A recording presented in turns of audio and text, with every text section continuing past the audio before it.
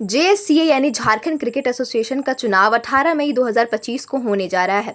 ये चुनाव अब एक हाई प्रोफाइल मुकाबला बन चुका है। इस चुनाव में मुख्य रूप से दो गुटों के बीच टक्कर हो रही है।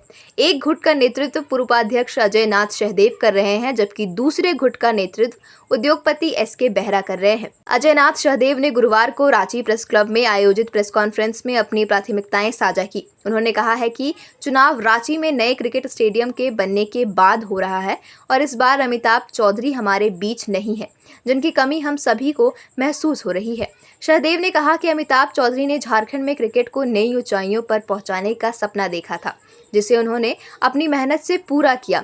उन्होंने ये भी कहा है कि वे चौधरी के अधूरे सपनों को पूरा करने के लिए प्रतिबद्ध हैं और जेएससीए की गरिमा को बनाए रखने के लिए चुनाव लड़ रहे हैं।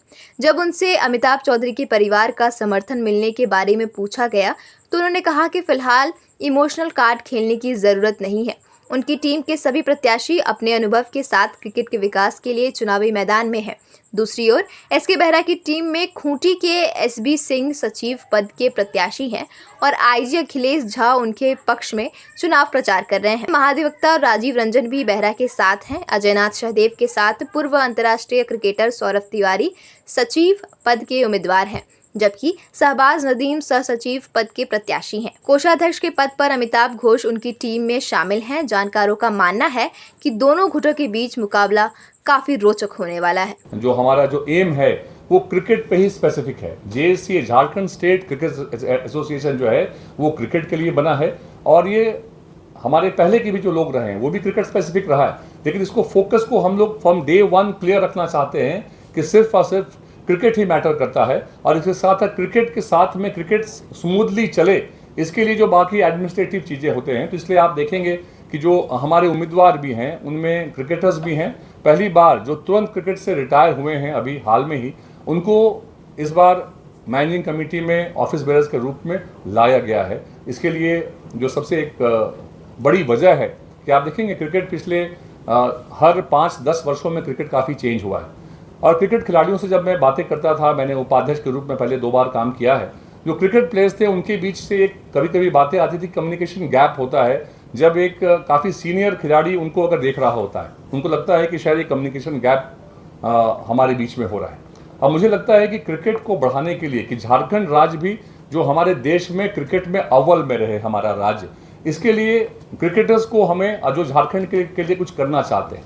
अगर झारखंड ने सौरभ तिवारी को, शहबाज नदीम को एक पहचान दी है तो वो क्रिकेट को वापस कुछ करना चाहते हैं, अपने राज्य के लिए कुछ करना चाहते हैं। तो ये एक अच्छा मौका है। अगर आप लोगों के सहयोग से, मेंबर्स के आशीर्वाद से इलेक्ट होकर आते हैं तो ये झारखंड क्रिकेट के लिए कुछ करना चाहते हैं और झारखंड क्रिकेट के लिए कुछ करने के लिए जो इनकी योजनाएं हैं, जो इनके मन के जो सपने हैं, मैं चाहूँगा कि ये भी आपको एड्रेस करें। मैं हमारे सेक्रेटरी कैंडिडेट सौरभ तिवारी से कहूँगा कि आप लोगों को एड्रेस करें। कोई प्लेयर है जो उम्मीदवार है इसमें, मैं नदीम दोनों।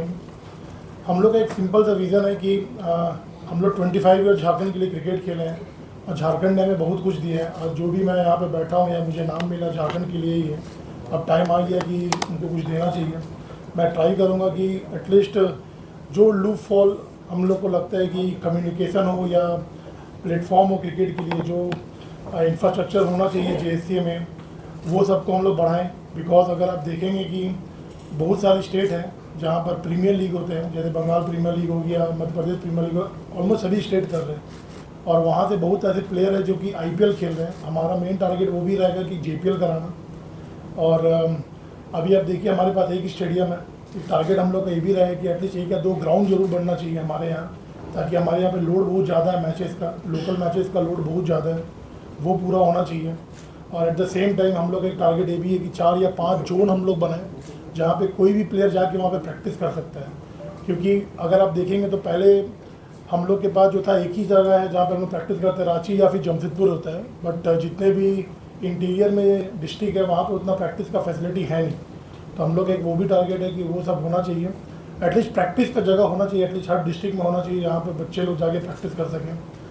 और एक थिंकिंग मेरा ये भी है कि अगर हम लोग जीतते हैं तो हम लोग का एक टारगेट ये भी रहेगा कि जितने भी आपके प्लेयर हैं जो कि अभी आप देख चुके हैं कि रिटायरमेंट हो चुका है, उन सबको असाइनमेंट भी मिलना चाहिए। बिकॉज आई थिंक मेरे को लगता है कि अगर आप देखेंगे बहुत अच्छा एग्जांपल है आप लोगों का सीएबी का। वहाँ पे जब से सौरव गांगुली सर आए हैं, एक वहाँ पे विज़न लेके आए, विज़न 2028।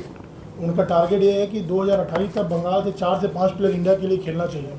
तो उनका विज़न बहुत क्लियर है। बीइंग ए स्पोर्ट्स पर्सन मुझे ये लगता है कि अगर हम लोग एज ए स्पोर्ट्स पर्सन अगर हम लोग आते हैं तो जो कम्युनिकेशन गैप है प्लेयर मैनेजमेंट के बीच में या सपोर्ट स्टाफ के बीच में, वो बहुत कम होगा। जो JPL कराने का और एकेडमीज का वो सब वो बहुत अच्छी चीज़ है जो सौरभ ने हमारे मैनिफेस्टो में भी है। और मेरा ये भी मानना है कि वुमेंस क्रिकेट का भी डेवलपमेंट होना चाहिए कि वुमेंस क्रिकेट अभी वर्ल्ड क्रिकेट में हर जगह लोग देखते हैं, समझते हैं। तो मुझे लगता है झारखंड में भी वुमेंस क्रिकेट में बहुत टैलेंटेड है लोग हैं और उसको भी हमारा पहला एम रहेगा कि उसको भी हम ज़्यादा से ज़्यादा अच्छा कर पाएँ। और फिर डिस्ट्रिक्ट लेवल पर भी जितनी भी छोटी डिस्ट्रिक्ट है, जो भी आप क्रिकेट देखेंगे झारखंड में 3-4 ज़िलों पे ही देखेंगे वहाँ इंफ्रास्ट्रक्चर है। लेकिन हमारा सोच ये है कि हर डिस्ट्रिक्ट में डेवलपमेंट होना चाहिए, क्रिकेट प्लेयर्स को एक अपॉर्चुनिटी मिलनी चाहिए कि वो बराबरी से कम्पीट कर पाएँ अपने स्टेट लेवल पे आने के लिए। उसके बाद बहुत सारी चीज़ें अब क्रिकेट में बस क्रिकेटर ही नहीं रह गया, आप देखेंगे अब अंपायरिंग पे भी लोग फोकस करने लगे। तन्मय श्रीवास्तव करके हमारा प्लेयर था जो अंडर 19 हमारे साथ खेला इंडिया में, वो अंपायरिंग कर रहा है IPL में विद 1 ईयर। तो मैं भी बहुत लोगों को प्रमोट करना चाहूँगा जो भी एक्स क्रिकेटर हैं वो अंपायरिंग को भी एक फोकस करें, उस पर भी जाए अंपायरिंग स्कोरिंग। तो बहुत सारी चीज़ें हैं उसमें। और मेरा कहने का मतलब जो सिलेक्शन प्रोसेस होता है, जब हम खेलते थे तो बहुत बार सुनते थे कि भाई ये प्लेयर कैसे आ गया। जैसे हम भी प्लेयर थे, बहुत सोचते थे कि भाई ये प्लेयर अलग से पता नहीं कैसे आ गया, उससे बेटर दूसरे प्लेयर थे। तो मुझे लगता है वो सब ट्रांसपेरेंसी आपको दिखने को मिलेगी हमारे आने से कि कोई भी जो भी डिजर्विंग कैंडिडेट है वही टीम में मिलेगा और जो झारखंड की अच्छा कर सकता है वही लोग आपको